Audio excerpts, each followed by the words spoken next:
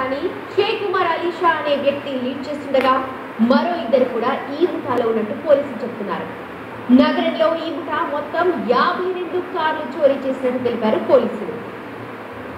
కార్లు అద్దెకు తీసుకుని వాటి పేపర్లు మార్చి అమ్మేసుకుంటున్న ముఠాను పోలీసులు అరెస్ట్ చేశారు.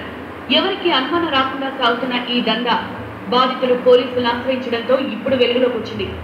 పశ్చిమ గోదావరి జిల్లా పాలకొల్లుకు చెందిన షేక్ ఉమర్ అలీ షా హైదరాబాద్ IBM కంపెనీలో HR డిపార్ట్మెంట్ లో పనిచేసేవాడు. విపరీతంగా జల్సాలకు అలవాటు పడ్డాడు. కంపెనీలో వచ్చే జీతం ఏ మూలకి సరిపోయేది కాదు.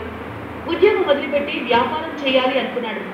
అనుకున్నదే తడువుగా ఉద్యోగానికి రిజైన్ చేశాడు. HR డిపార్ట్మెంట్ లో పనిచేస్తున్న సమయంలో అతనికి క్యాబ్స్ యజమానులు, ట్రావెల్ ఏజెంట్లతో పరిచయాలు ఏర్పడ్డాయి. మదీనాగూడలో 7 క్యాబ్స్ అనే ట్రావెల్ ఏజెన్సీని ప్రారంభించాడు. పాత పరిచయస్తులు కొంతమంది దగ్గర నెల 40 నుంచి 50,000 వరకు చెల్లిస్తానని చెప్పి కార్లు అద్దెకు తీసుకున్నాడు. అంతేకాకుండా ఆన్లైన్లో కూడా కార్లు అద్దెకు కావాలంటూ ప్రకటనలు ఇచ్చాడు. పెద్ద మొత్తంలో అద్దె ఇస్తానని చెప్పడంతో చాలా మంది అలీ షాకు కార్లు అద్దెకిచ్చారు. ఈ కార్లలో కొన్నింటిని పేపర్లు మార్చి వేరే వాళ్ళకు అమ్మేసుకున్నాడు. కొన్ని కార్లు MNC కంపెనీలకు అద్దెకిచ్చాడు. కార్లు అద్దెకిచ్చిన వారికి పైసా కూడా చెల్లించకపోవడంతో వారు ఎదురు తిరిగారు. ఏదోలా మాయమాటలు చెప్పేవాడు. చివరికి అతని గురించి తెలుసుకున్న బాధితులు పోలీసులు ఆశ్రయించారు. మాధాపూర్ పోలీస్ స్టేషన్లో కూడా అతని మీద ఒక కేసు ఉంది 2011లో టాస్క్ ఇన్ఫర్మేటిక్స్ చెప్పేసి. అండ్ దాంట్లో కూడా చాలామంది ఈ అన్ఎంప్లాయిడ్ యూత్ వాళ్ళకి చీట్ చేశారు.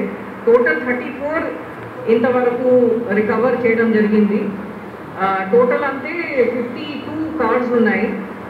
సో దాంట్లో అంటే ఆల్మోస్ట్ 3 crores దాకా కార్స్కి రికవరీ ఉంది. చోరీ గురైన 52 కార్లలో ప్రస్తుతం 34 వాహనాలు స్వాధీనం చేసుకున్నారు.